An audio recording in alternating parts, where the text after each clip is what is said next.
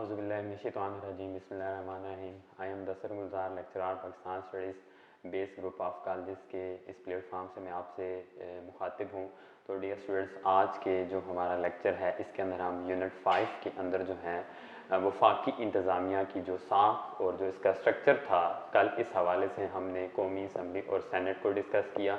आज का जो हमारा टॉपिक है वो यूनिट नंबर 5 के अंदर एग्जेक्टिव यानी कि वफाकी इंतज़ामिया, पाकिस्तान की जो फेडरल गवर्नमेंट में जो प्राइम मिनिस्टर और इसकी जो कैबिनेट है, इसके हवाले से आज के टॉपिक में हम डिस्कस करेंगे। तो वफाकी इंतज़ामिया में हम बात करते हैं प्राइम मिनिस्टर की। तो दुनिया के अंदर जो है वो हुकूमत रन करने के हवाले से अगर हम बात करते हैं तो दुनिया के अंदर हुकूमत को चलाने के हवाले से दो सिस्टम्स जो हैं वो फॉलो किए जा रहे हैं। इनमें एक जो सिस्टम है उसको हम कहते हैं पार्लिमानी सिस्टम।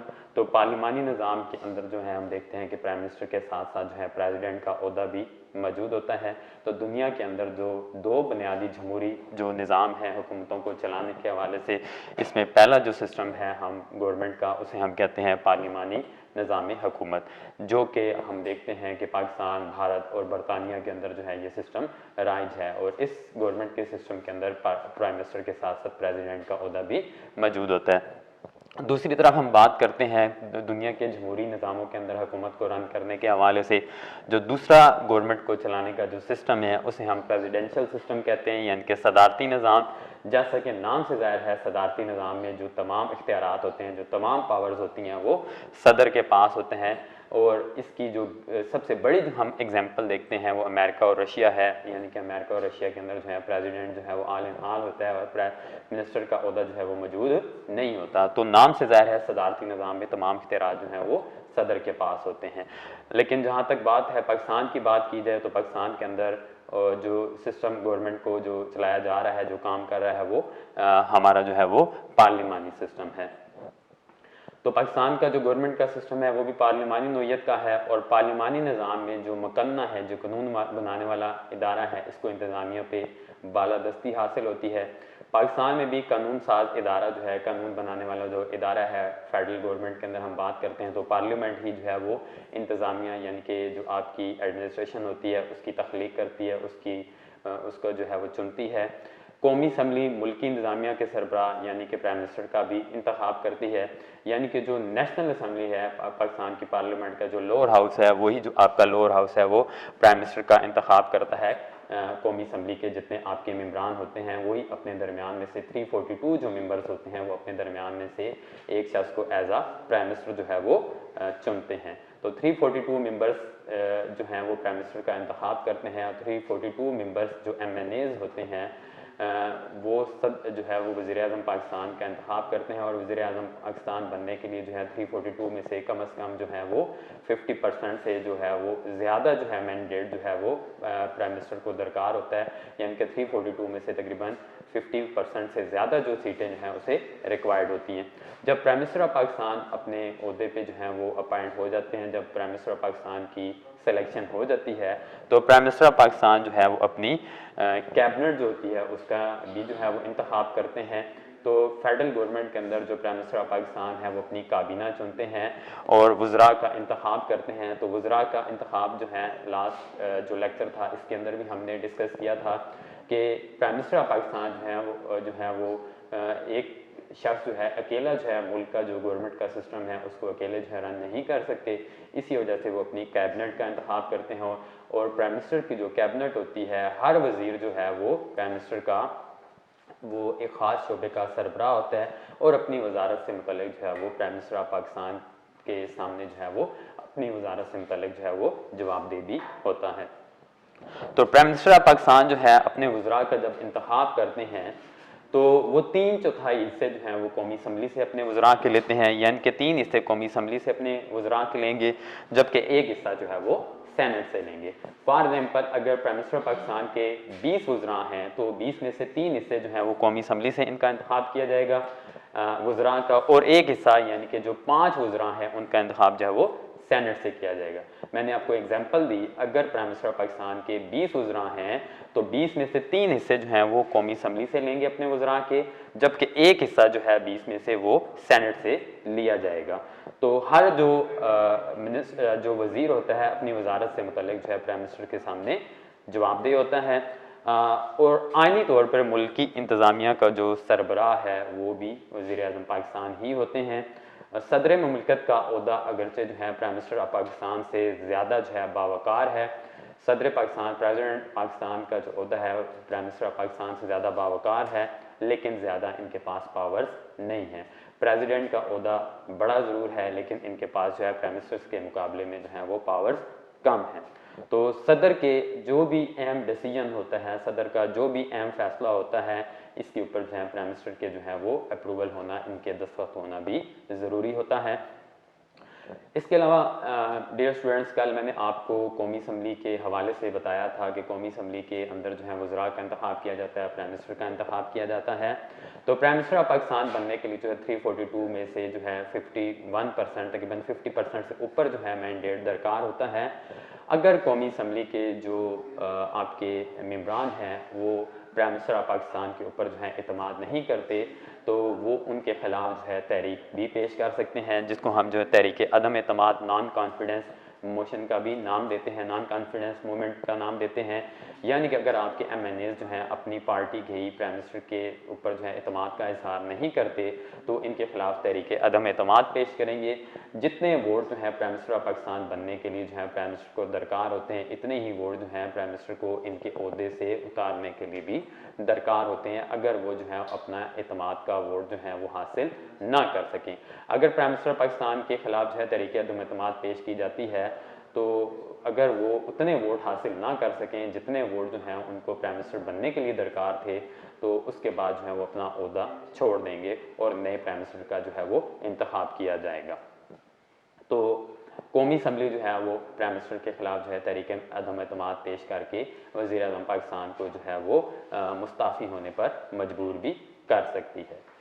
डियर स्टूडेंट्स, अभी हमने जो है प्राइम मिनिस्टर के हवाले से बात की कि प्राइम मिनिस्टर का ओहदा और इनके इख्तियारात क्या हैं और इनको कैसे अपॉइंट किया जाता है। वफाकी इंतज़ामिया की हमने बात की, तो इसके अंदर जो है वज़ीर आज़म के बाद जो है प्रेसिडेंट ऑफ पाकिस्तान की बात करते हैं, यानी कि सदर पाकिस्तान का इंतखाब कैसे किया जाता है और इनके इख्तियारात और इनकी पावर्स किस हद तक हैं।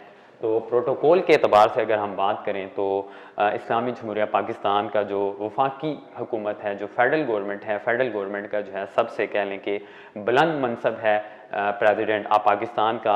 लेकिन आइनी तौर पे अगर हम बात करते हैं तो सदर पाकिस्तान जो है वो वज़ीर आज़म के मशवरा मानने के पाबंद होते हैं। आइनी एतबार से जो है वो सदर पाकिस्तान जो है वज़ीर आज़म के साथ जो है मशवरा करने के पाबंद होते हैं।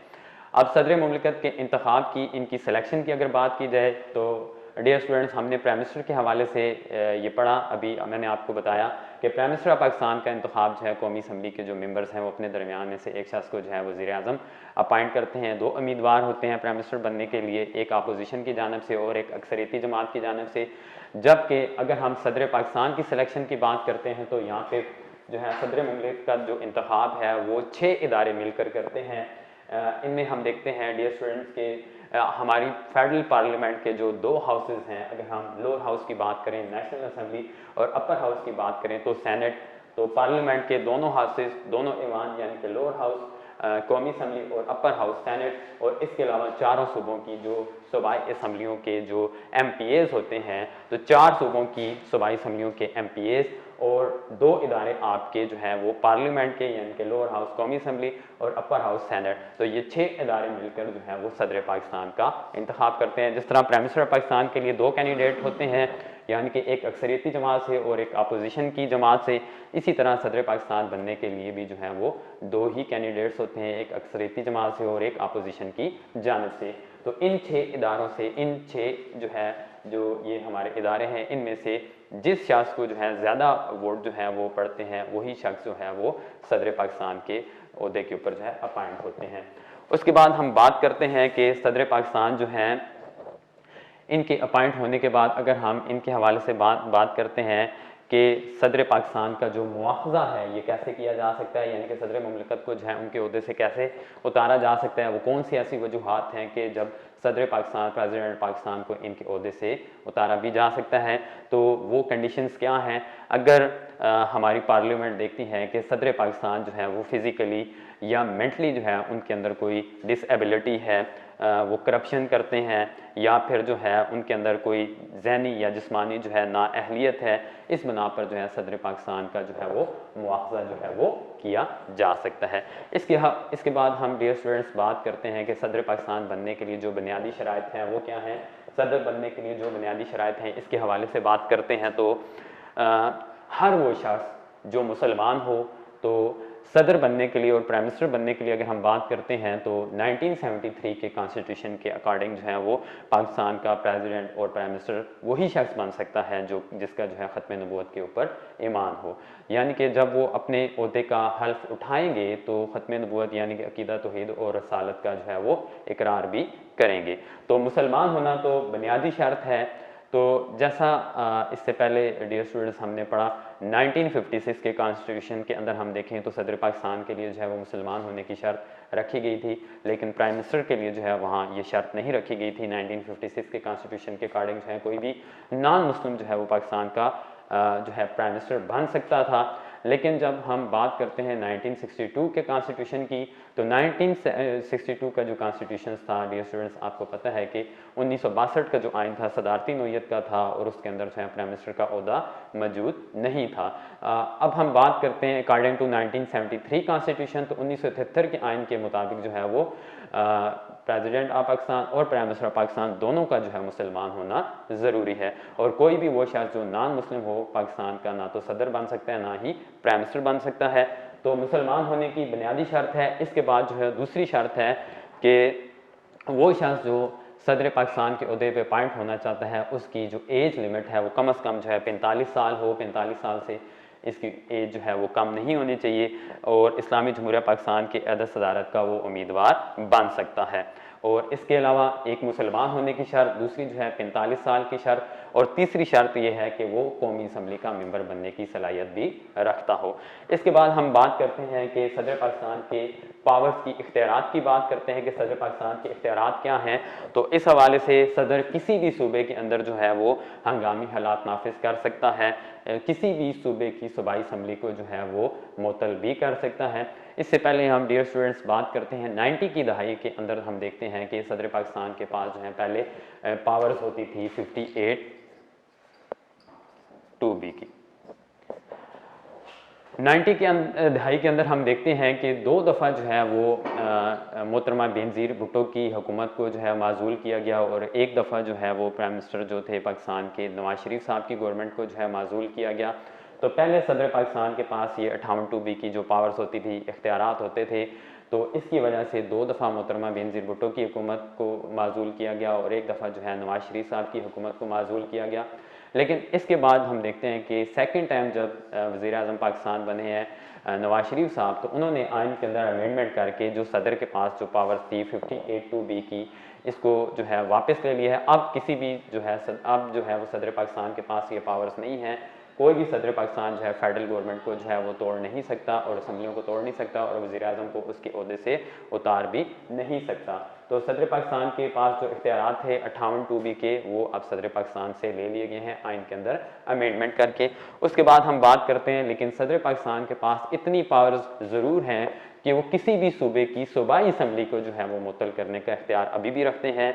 इसके अलावा हम सदर पाकिस्तान की पावर्स और इख्तियारात की बात करते हैं तो सदर पाकिस्तान जो है वो सुप्रीम कोर्ट के जो जजेस हैं, इसके अलावा हाई कोर्ट के चीफ जस्टिस, सुप्रीम कोर्ट के चीफ जस्टिस और चारों सूबों की जो हाई कोर्ट्स हैं इनके चीफ जस्टिस के और अदर जो जजेस होते हैं इनकी सिलेक्शन भी करते हैं। इसके अलावा सदर पाकिस्तान जो है अटार्नी जनरल ऑफ पाकिस्तान और चारों सूबों के जो गवर्नर्स होते हैं उनका इंतखाब भी करते हैं। इसके अलावा इस्लामी नज़रियाती कौंसल के अरकान, तीनों मुसल्लह अफवाज यानी कि आर्मी, नेवी और एयरफोर्स के जो चीफ होते हैं उनका इंतखाब और दीगर अहम अहदेदारों के तकर्रर के जो सिलेक्शन के जो इख्तियारात हैं वो सदर पाकिस्तान के पास हैं।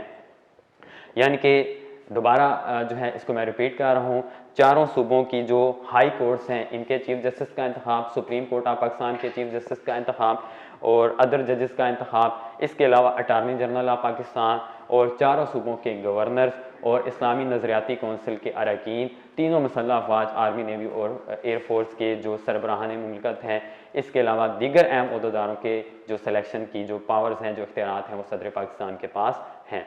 जब कौमी असम्बली का इजलास जो है ना हो रहा हो तो सदर पाकिस्तान जो है फौरी ज़रूरत के पेश नज़र जो है वो वज़ीर आज़म के मशरे के बाद, वज़ीर आज़म के साथ मशरा करने के बाद जो है ऑर्डीनेंस जारी कर सकते हैं। 4 माह की मुद्दत तक, यानी कि 4 माह तक जो है वो हुक्मनामों को जो है पार्लियामेंट के बनाए हुए कवानीन जैसा दर्जा हासिल होता है। तब पार्लियामेंट को ये इख्तियार हासिल है कि वो इनको बाकायदा कानून की हैसियत से एक्सेप्ट करे या इनको जो है वो मंजूर कर ले या इनको मनसूख कर दे।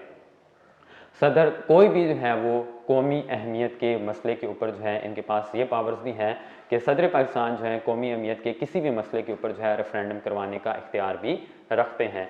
तो डियर स्टूडेंट्स, हमने वफाकी इंतज़ामिया, वज़ीर आज़म के हवाले से और सदर पाकिस्तान के हवाले से जो है ये पढ़ा है। इसके बाद जो है जो हमारा अगला जो टॉपिक है वो सुप्रीम कोर्ट ऑफ पाकिस्तान, यानी कि जो फेडरल जुडिशरी है पाकिस्तान की, वफाकी अदलिया, सुप्रीम कोर्ट के हवाले से बात करेंगे। पाकिस्तान की वफाकी अदलिया यानी कि सुप्रीम कोर्ट ऑफ पाकिस्तान, जो कि आपके कैपिटल इस्लामाबाद के अंदर मौजूद है। तो 1973 के आइन के मुताबिक जो है मुल्क की सबसे आला अदालत जो है सुप्रीम कोर्ट ऑफ पाकिस्तान के नाम से बनाई गई। इससे पहले इसी सुप्रीम कोर्ट ऑफ पाकिस्तान का जो नाम था वो फेडरल कोर्ट था, लेकिन 1973 के कॉन्स्टिट्यूशन के अकॉर्डिंग जो है हमने इस अदालत को जो नाम दिया सुप्रीम कोर्ट ऑफ पाकिस्तान का। तो 1973 के कॉन्स्टिट्यूशन के अकॉर्डिंग जो है फेडरल गवर्नमेंट की ये आपकी पाकिस्तान की सबसे बड़ी अदालत है, जो कि इस्लामाबाद के अंदर कायम की गई है। चारों सूबों की जो हाई कोर्ट्स हैं वो सूबों की सबसे बड़ी अदालतें होती हैं। हर सूबे की सबसे जो बड़ी अदालत होती है वो सूबे की हाई कोर्ट होती है, जबकि ओवरऑल पूरे पाकिस्तान की जो सबसे बड़ी अदालत है वो सुप्रीम कोर्ट ऑफ पाकिस्तान, जो कि इस्लामाबाद के अंदर है। और इस सुप्रीम कोर्ट ऑफ पाकिस्तान का जो दायरा इख्तियार है, इसकी जो लिमिट है वो किसी भी शख्स, किसी भी इदारे तक जो है ये वसी है। यानी कि सुप्रीम कोर्ट ऑफ पाकिस्तान जो है किसी भी शख्स, किसी भी इदारे के ऊपर जो है वो नोटिस ले सकती है, किसी भी केस से मुतल्लिक जो है डायरेक्ट जो है एक्शन इसके ऊपर ले सकती है। सुप्रीम कोर्ट के अंदर हम बात करते हैं तो सुप्रीम कोर्ट के एक चीफ जस्टिस होते हैं और अदर जजेस भी होते हैं, लेकिन चीफ जस्टिस ऑफ पाकिस्तान का जो इंतखाब है वो सदर पाकिस्तान करते हैं। चीफ जस्टिस का तकर्रर की बात करते हैं तो सदर पाकिस्तान जो है वो चीफ जस्टिस ऑफ पाकिस्तान की सिलेक्शन करते हैं। जब सदर पाकिस्तान जो है चीफ जस्टिस ऑफ पाकिस्तान की सिलेक्शन कर लेते हैं तो इसके बाद चीफ जस्टिस ऑफ पाकिस्तान और सदर पाकिस्तान दोनों मिलकर जो है अदर जजेस का इंतखाब करते हैं, जो बाकी सुप्रीम कोर्ट के जजेस होते हैं। सुप्रीम कोर्ट के चीफ जस्टिस की सिलेक्शन सदर पाकिस्तान करते हैं। जब सदर Pakistan chief justice of Pakistan को अपॉइंट कर लेते हैं तो इनको अपॉइंट करने के बाद जो है फिर चीफ जस्टिस ऑफ पाकिस्तान और सदर पाकिस्तान दोनों मिलकर जो है वो अदर जजेस की जो है वो सिलेक्शन करते हैं। तो सुप्रीम कोर्ट के जो जजेस हैं इनको अपने ओहदे के हवाले से मुकम्मल जो है प्रोटेक्शन हासिल होती है, इनको मुकम्मल जो है अपनी जॉब जो है इसका तहफ़्फ़ुज़ मिलता है। आला अदालती कौंसल यानी कि सुप्रीम जुडिशल कौंसल के हवाले से बात की जाए तो आला अदालती कौंसल जो है वो जजों की जॉब को सिक्योर करने के हवाले से बनाई गई है। ये अदारा जो है वो तमाम जजेस की जॉब की प्रोटेक्शन फराहम करता है। लेकिन आला अदालती कौंसल यानी कि सुप्रीम जुडिशल कौंसल जो है अगर देखती है कि कोई भी जज जो है वो फिज़िकली या मेंटली अगर उसके अंदर कोई डिसेबिलिटी है तो सुप्रीम जुडिशल कौंसल यानी कि आला अदालती कौंसल जो है वो किसी भी जज की बरतरफी की सिफारिश जो है वो सदर पाकिस्तान को कर सकती है। यानी कि सदर पाकिस्तान जो है डायरेक्टली किसी भी जज को जो है इसके ओहदे से बरतरफ नहीं कर सकते।